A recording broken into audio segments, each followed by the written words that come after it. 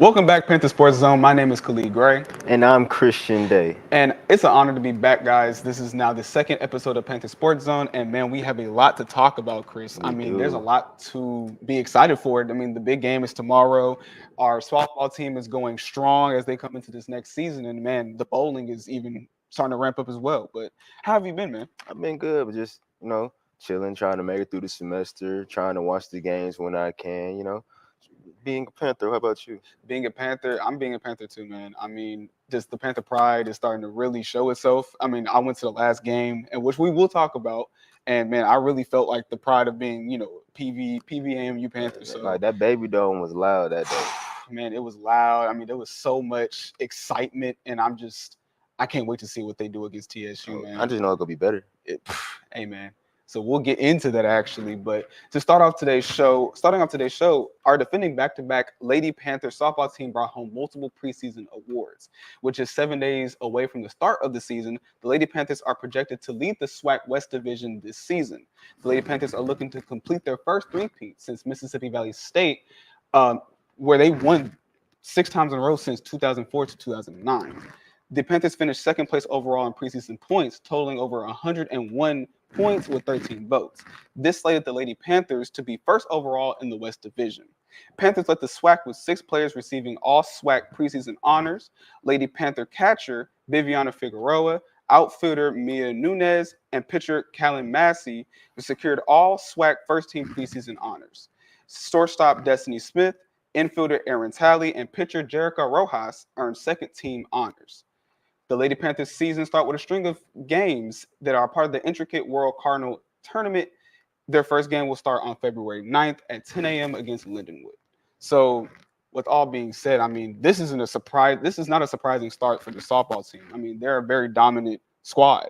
And from what we're seeing on the floor, not on the floor, but on the field, is just straight dominance in the preseason. So, what are some things that you're excited to see from the softball squad? Man, I'm just excited to finally see a three-peat in my lifetime. That's what I want to see. I've heard so many three-peats happening in the world of sports, and I've never watched one with my own eyes, and I have the opportunity to. So, with all our talent on that field, I just know for a fact that it's a good chance we got it. And when it does happen, I'm saying when. Maybe I'm talking too soon, but I've seen them play, so I know what they're capable of. And hey, the odds are there, so maybe they're right. Yeah, and you mentioned that you've seen what they're able to do. So, I mean, as a part of it, and I know it's deeper than just like the skill level of actually playing like the sport, but what is something that you can see? Like, do you see like the tenacity, the strength of just the determination of trying to win? And I feel like just saying those are things that will probably get us to getting this three-peat, which I'm excited to see this too. So I feel like that will be something that would aid them in getting this three-peat. But what do you think? I don't know. I think you're absolutely right. It's more than just getting on the field and like asking with that is a huge part, majority of it. But being there for your teammate and having that camaraderie, just that chemistry, that's something special. And I know this team has it. And I feel like that makes us different from other teams in the SWAC West because we got the talent and they like you playing with each other. Like there's nothing more that you want for that from your team. That's Yeah. exactly what you want. And we saw it in the preseason. Like I just said, they had over 101 points with over 13 votes, which put them in the top position to be favored to go for this three-peat. Yeah. So, what do you feel like a lot of teams like? I feel like a lot of teams would take that as a threat, but how would you feel going into this season that the Lady Panthers should focus on, mentality wise, when facing these teams that are now essentially going for the target that's now on the Lady Panthers' Yeah, back? just don't back down. As someone who's won, you're gonna get their best every time they play because they want to be the ones who say, "Hey, we beat PV as good as we are." They want to Mhm. be the ones to say that. So when it comes to that level, when you start winning that much, that becomes another element to it. It's not just winning; it's winning against their best efforts. Yeah. It'll be times where I know they might not want to give their best effort, but still go out there and try your hardest, do whatever it takes to win because you never know what game might matter near the end. You can say, no, look right over them, no matter who it is, and end up getting blown out. Nobody Mhm. wants that, and that loss comes to fight you in the back. Yeah. Like, just stay consistent with what they're doing. Don't overlook anything, and that three-piece gonna happen Exactly. And I feel like you made a very good point of taking every game seriously. I don't think that they should take any game lightly, at all. especially if they're a very good team. I mean, extremely good. It's very difficult to have the chance to be able to three-peat at the collegiate level, and they're about to do that. So I'm glad that you touched on the fact that they need to take every game as if like they're going to be eliminated the next game. If they don't, every game needs to be played as Like an their last. elimination game. Play every game Exactly. like your last. Exactly. And I feel like moving into this season with that mindset in mind, I feel like they will succeed. They will succeed and pull off a three-peat. I mean, I don't know about y'all. I would love to see a See, three-peat. we on the same page. I would love to see one. I'm gonna be bragging too. Best believe it. Best believe it. Yes, sir. So, do you want to move us on in the bowling real Yeah, quick? I guess we can move on to the bowl. Moving on to our SWAC bowling. All 8 SWAC women bowling teams are set to complete this weekend at the 2024 SWAC East Roundup in Mississippi. The Panthers are looking to defend their SWAC championship this season. The squad captured their 6th SWAC championship this previous season, their 3rd in 5 seasons. Last week, Jada Gordon won SWAC Bowler of the Week for her efforts in this week's competition. Gordon bowled an average of 195.14, leading all SWAC bowlers. The SWAC East Roundup begins today, February 2nd, concluding on the 4th this Sunday. So, going on to our bowling team, how you feeling with everything going on, what Jada's doing, what the whole team is doing? As somebody who's can confidently say he's not that good at bowling, seeing what they're doing is crazy to me because growing up, I'm thinking bowling is easy. It's not, and they're putting in that work, and they're seeing the benefits of it. Yeah. And I love to see it. What about you? So I think you mentioned a good point. It's not an easy sport to play At all? casually. I mean, we're in the same boat here, Chris. I don't know how to bowl for real. So, but the confidence that I have in this bowling squad. I mean, when you go look at, if you've been to the bowling alley, seen the zone, like how they have like championships up. Yes. They're in the last couple seasons, they've consistently been a dominant squad. Yes. And like we were just saying, being in a sport that takes a lot of skill and finesse, the fact that we have somebody on the squad that's leading the SWAC, that's leading the SWAC division, it's inspiring to see such high levels of talent. And going into the new season, and going into a game today, which you know, I think is just, like I'm lost for words, but I think I'm just trying to say like it's inspiring and it's just really really good to see like a team have this much skill level and be able to put that on show. And another element is that they're right here. They're on our campus doing this. Exactly. So what do you believe, like we just mentioned with the softball squad, what do you believe will be not your advice, but something that they should watch out for going into this new season, being that they're such a dominant bowling team? Kind of what said for softball, treat every game like it's the last. Like I said, once you winning this much, they walk in and see them banners. They looking a little recent, so they know they still good. They're gonna get their best, and I know they're gonna step up. Especially Jada Gordon, as we can see, she steps up, and she's not just her. The whole team steps up, does their role, what it takes to win, and that's all it takes. That if they can consistently do that, there's gonna be another banner up there. Exactly. And I'm going to be very excited to see that. I'm very excited to see that. And on the topic of being very excited to see success amongst our teams, let's go on to basketball. Both Panther squads are set for basketball action tomorrow at our Baby Dome. We have the Lady Panthers game at 3:30, if I'm not mistaken, and 5:30 for the men's basketball team. We hope to see you guys there. We want to, I think publicly online, they're saying we're white. We're going to white out the TSU. So come out, show Panther pride. I mean, I want to see TSU, you better I wear want to your see white. TSU lose. Exactly. Better wear your white. So the Lady Panthers will tip off tomorrow, like we just said, the doubleheader at 3 p.m. versus our bitter rival, Texas Southern. The men's game will follow suit at 5:30 p.m. to start. On the women's side of the ball, however, the Panthers are looking to continue their win streak, hoping to win their 4th in a row. Panther guard Ryan Payne took Impact Player of the Week honors last week for her stellar performances against Alabama State and Alabama A&M. Payne averaged 22 points and 4 assists, a game as the Panthers went undefeated versus Alabama squads. Our men's basketball team is looking to start their own streak after picking up a dub against Alabama A&M. The Panthers defeated Alabama A&M 87-76 behind elite performances by Javonte Hopkins and Brian Miles.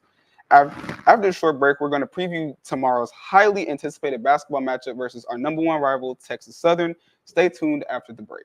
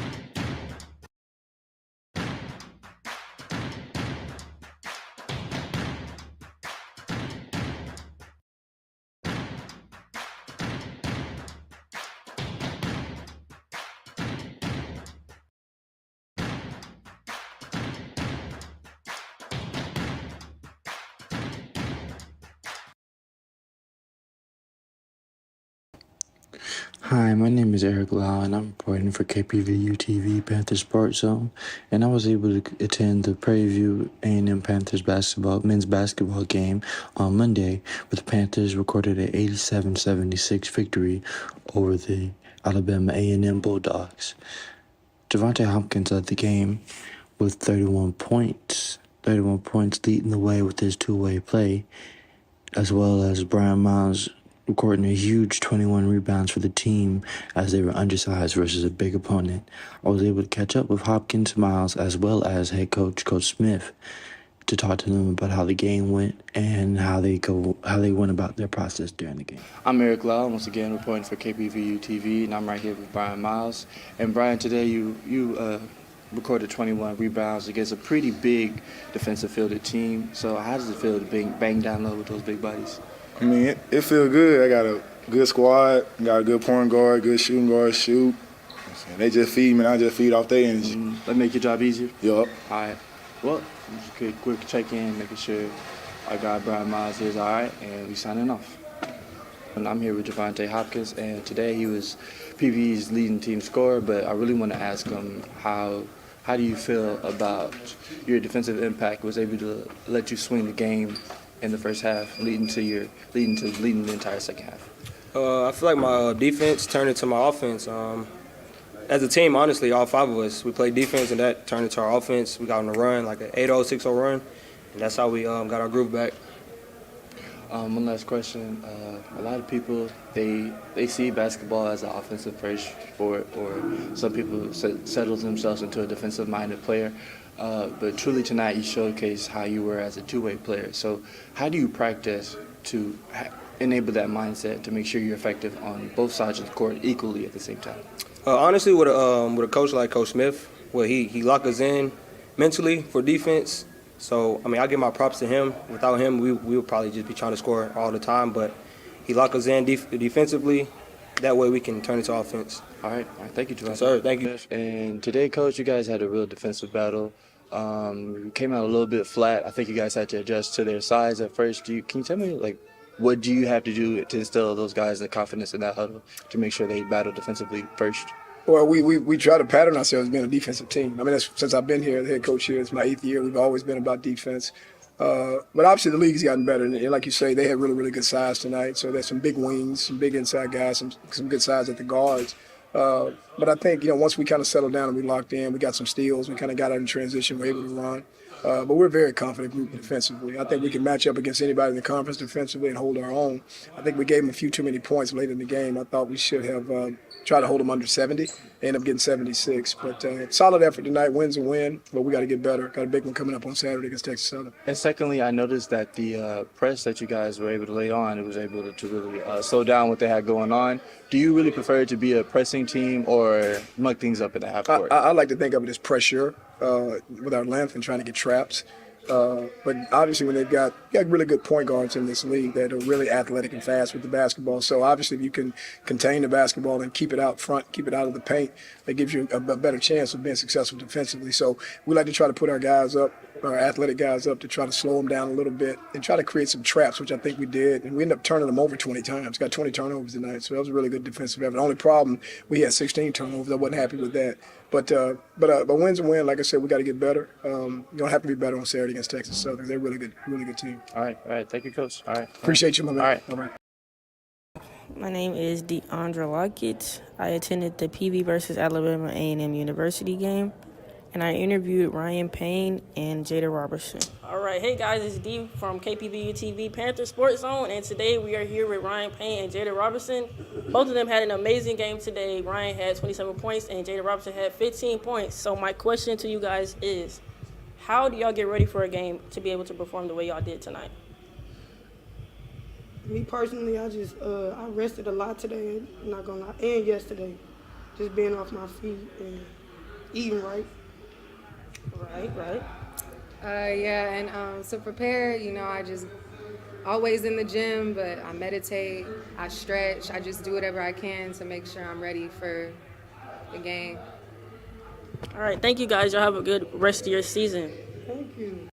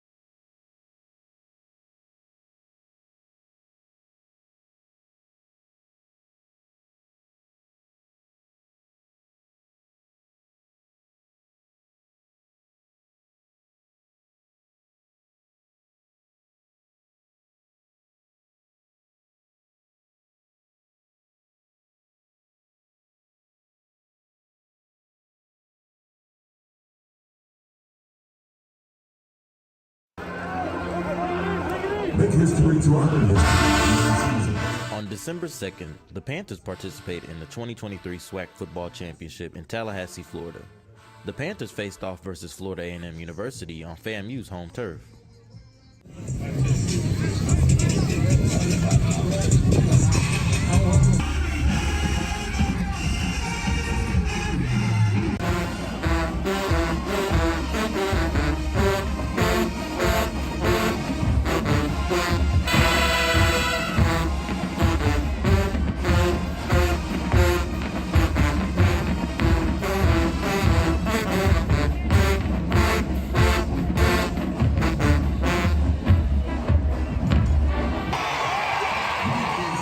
The game was an absolute whirlwind, with rain conditions bringing a halt to the action multiple times throughout the night. The Panthers came out the gate slow, going down 21-0 late in the second quarter. FAMU running back Terrell Jennings struck first for the Rattlers on a 1-yard run to cap off their first drive of the game. FAMU continued to pile it on as offensive MVP quarterback Jeremy Musa added in a 1-yard run of his own at the end of the first quarter. The Panthers' offense continued to struggle, failing to convert on downs. The Rattlers capitalized on the Panthers' turnover with another 1-yard touchdown by running back Jacquez Yant. Touchdown, Rattlers!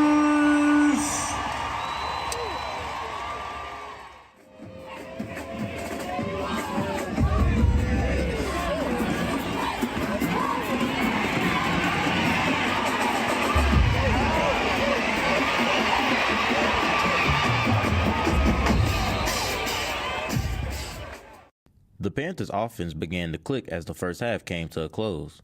Panthers quarterback Trezon Conley completed 2 passes to Trajan Spiller and Samar Savage for a total gain of 38 yards. Panthers running back Caleb Johnson followed these completions with an 8-yard touchdown run to put the Panthers on the board and send them into halftime with the momentum.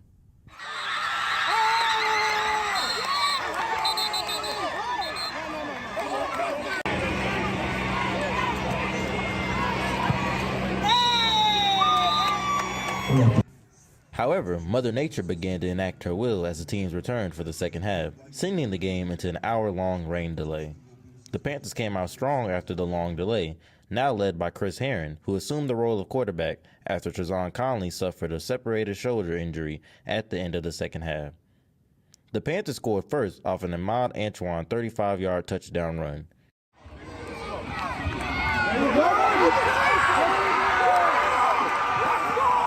Touchdown, Brady.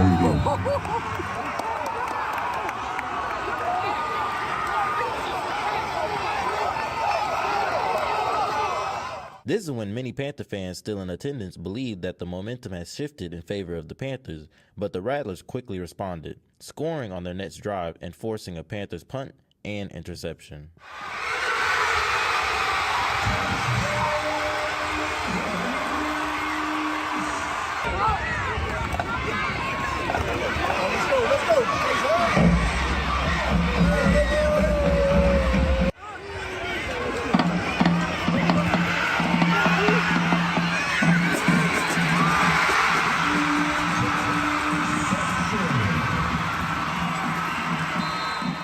From there, the game slowly became further out of reach for the Panthers.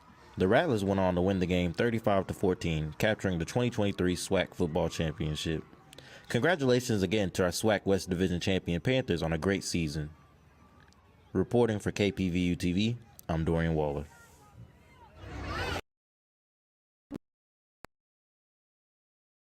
Championship tournament for volleyball was held right at home. The Lady Panthers held the number 2 seed in the SWAC conference, and their first match was against TSU. In a nail-biting match, the Lady Panthers were down 2 sets but came back in the last 3 to advance to the next round. Players to highlight for this match would have to be Bailey Hewitt, freshman outside hitter, who had a double-double of 12 kills and 19 digs, and Kylie Owens, sophomore outside hitter, who also dominated with an additional double-double for the team of 23 kills and 13 digs. Before the match, I got the chance to speak with senior DS Miyuki Johnson. Hey Panthers, it's Shirley Snuggles with Panther Sports Zone, and I'm here with senior DS Miyuki. Hi. And today is their SWAC Championship tournament. It's round 1, and I'm here before they play at 4 o'clock. I'm here asking some questions, and we're gonna see how the PV Panthers are gonna do today. So Miyuki, how hard have you guys worked to get to the championships, and how's the team effort and motivation going into this first match today? So we worked really hard this season. We have a saying in our gym, be where your feet are. So we get 2 hours a day where we're just strictly focused on volleyball, and I just think we worked really hard, and we work together as a team, and we play for each other. So that says a lot, being the number 2 seed in this tournament, going against Texas Southern, our rivals. Yeah. How does that team cooperation and the friendship translate onto the court?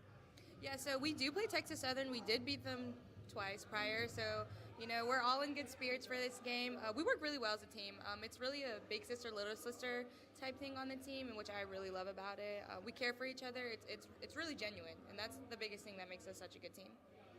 As a senior and as a DS, how are you like in your leadership role? Do they really look up to you as a big sister, like you just said? And how do you like mentor them as they're gonna?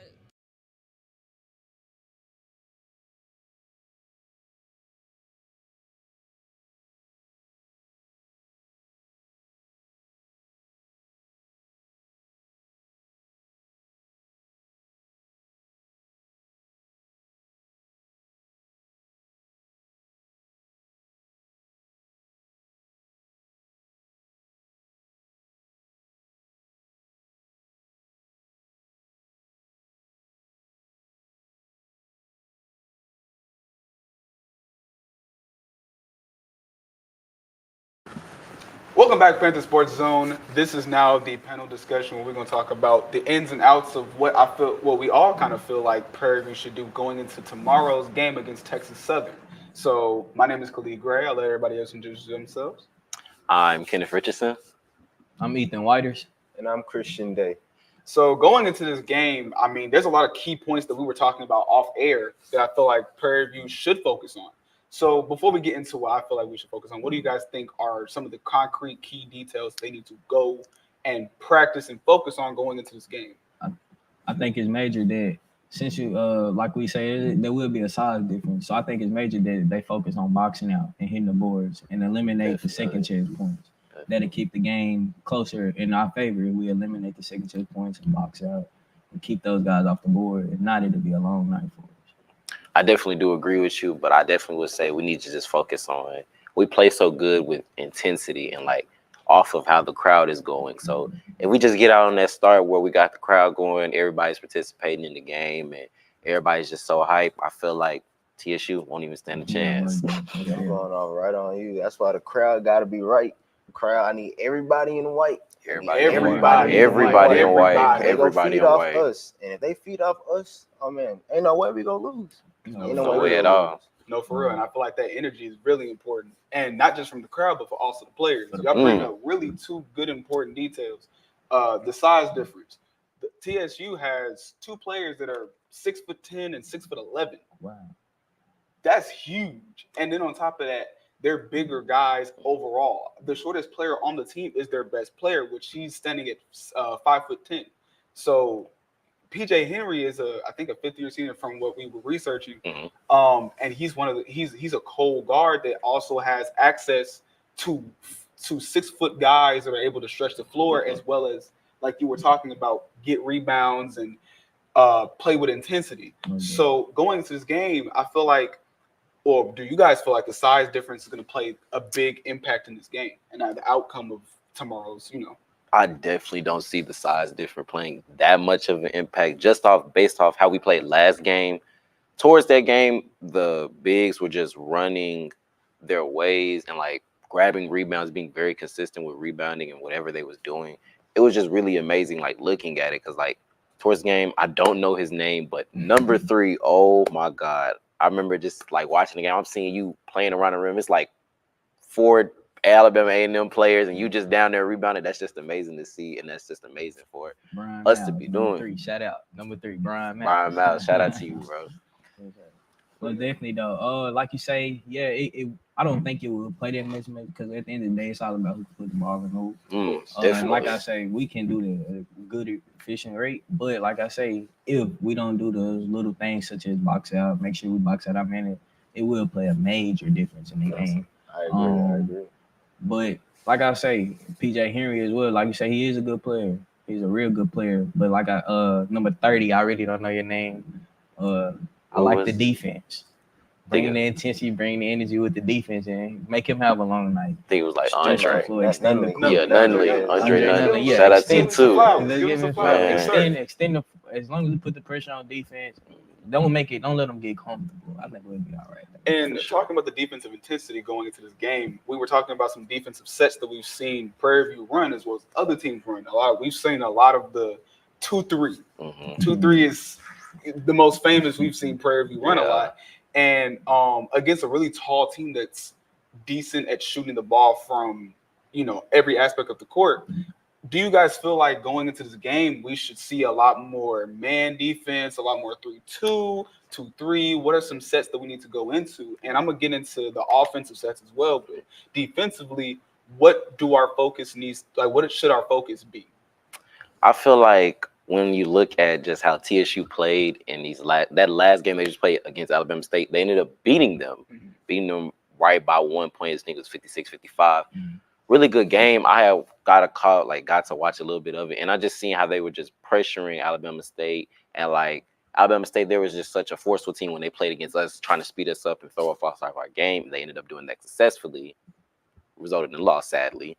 So I just feel like TSU, they just took the challenge and just went with it. So TSU is they're a team that based off how they're feeling. So if they're coming off a game where they were just sped up and how they adapted to it, I feel like us slowing them down and taking much time off the shot clock, they'll just get frustrated and their shots won't be going out. I feel like it's just going to be a really good game for us overall, honestly. Yeah. And I feel like mentioning the intensity and the pace of how both teams play, Prairie View, like we discussed, is a very slow push the ball kind of team. Now, granted, we've seen the team play in very high intensity, push the ball up the court kind of pace gameplay. But I feel as if we need to. Do you guys feel like we need to further intense that kind of play style? I personally feel like in the last game, a lot of possessions, I feel we capitalized on that, using that kind of play style. But I feel like if we make that our number one priority and kind of speed them up and be able to slow them down in half-court sets and run some offensive schemes that allow us to get wide open shots or more paint drives, more pick and roll, pick and pop situations, I feel like that kind of discombobulates them and will get us into a better offensive position overall. But what do you guys think? See, I agree with you on that one. I say we should play a little bit faster. You know, they got size on us, but last game against Alabama and them, we gave the ball to our guards. We let them work. We let our speed win. We get to the paint. We kick it out. All them free throws we had to shoot is because they couldn't guard us. The speed, they couldn't keep up. They might have the size, and that's cool. But I just feel like number 14, Javante. Man, his 31 ball. His speed. Come on now. You got Orlando doing the same thing. Their speed together, they gonna set everybody else up. And I feel like that's all we need. And to piggyback off what he was saying, if your two guards give you what you I think Orlando had 20 last game and then Javante had 31. It's 51 points coming from your point guard and your shooting guard. And like you said, we playing fast. We need to get the ball out. We need to run. I don't think we need, because if we play half court with them, that size difference is going to be an impact. Whether if now we get a big on the guard, that's what we want right there. We want this. So yeah, I think we need to play fast. We've seen Orlando in the last game a couple times. The big man would play up and he'd expose that difference. Exactly, and that's just right block. Exactly. See, there's nothing really wrong with that, because I say, like, if they try to start out in that zone, you see how we shot our way out of that zone with Alabama A&M. So they just know, like, okay, now we got that man situation. That's just how 14 just got to work. I mean, like, straight to work after it. Left hand all the way to the hole. I love it every single time you did it. So going into this game also, you look at the shooting splits between each team, and we fare up pretty evenly in terms of our three-point percentage, as well as our field goal percentage overall. A lot of the times that we saw in these previous games, we've seen Prairie View get the wide open shot. Do you feel like in transition as well, we should move towards letting the three fly more against this squad? What do you guys think? I think we should just go get it. I think we should attack. I think the main objective of the goal is to attack. We should go right after them and put more of the pressure on them. We at home, so we playing for it all. We really got nothing to lose, rather than losing in front of your fans. And we really don't want that. It's a big rivalry. So I think we should attack. I say we just go for it. I do agree we need to shoot more. One of my biggest little nicks from the last game is that we were passing up open shots. Yeah, and it would lead to a worse shot in the paint. But I would say this game, don't force anything. Although we need to shoot more, the 3-point shooting is not our forte. It's not our main objective in scoring. If it's open, take it. But like you said, put the pressure on them. We're at home. We're gonna be all whited out. We gonna give them the energy. Play the game like how they play. Don't try to force nothing to be something different. We might be playing in their hands if all we want to do is shoot. That's probably what they're saying. We got the Giants here. They're not going to come in. Let's make them shoot. So let's do what they don't want us to do. That's a good point. That's a really good point. That's a really good point. But I don't think we should do. Now, granted, that being the point, we don't need to completely rule out shooting. Oh, absolutely not. No, I feel like, absolutely. you know, and we've all seen it. I mean, the last game, there were quite a few shots that we feel like were passed up. And a lot of those being on the transition. I feel like there's a lot of times we were in 2-on-1, 3-on-2 situations where a nice swing to the corner, a nice swing to the paint, back out, or just a little driving kick. Or a little driving kick. Something simple as that would have resulted in a 3-point shot going up. And like you were saying, you know, they bring out big guys. They're expecting us to pass and shoot the ball. But I think that's something that we should focus on, is shooting the ball and stretching the floor a little bit to get our bigs, not our bigs, but their bigs into positions where number 14, Javante Hopkins can get a little ISO play in the wing or the corner. So what do you guys think offensively should be our number one focus? Offensively, I say, well, just coming in, this is a rivalry game. And if I know anything about rivalry games, it's just like you always got to know what you're going against. Like, you got to know they're coming at you no matter what. We're 20, 40 minutes away from each other. So like, I just know they're gunning for us and everything like that. So I say our main offensive focus is just to play your game. There's nothing wrong with that at all. So we just got to play our game, and I think we should have a great game against TSU. For sure. And I don't know about you guys, but I'm very excited for this game tomorrow. Definitely. Very excited for this game tomorrow. Pack the dome. Pack the dome. Pack the dome. At 3 p.m., we'll have the Lady Panthers playing against TSU's women's team. And then at 5:30 p.m. sharp, we're going to have the men's basketball team go against Texas Southern's team as well. We hope to see you guys there. We're going to be there. I'm for sure going to be there. And I'm trying to see another 30 ball from Javante Hopkins. I don't know about you guys. I'm trying to see my trying to see Brady Miles get him a poster. I'm trying to see it, man. We're trying to see somebody. I'm just trying to see a nice Panther win for the girls and the boys. Come on. So let's get this win, y'all. This has been Khalid Gray, Kenneth Richardson, Ethan Whiters, and Christian Day. And we will see you guys in the next episode. This will be the wrap up of Panther Sports Zone. We will see you guys in the next one.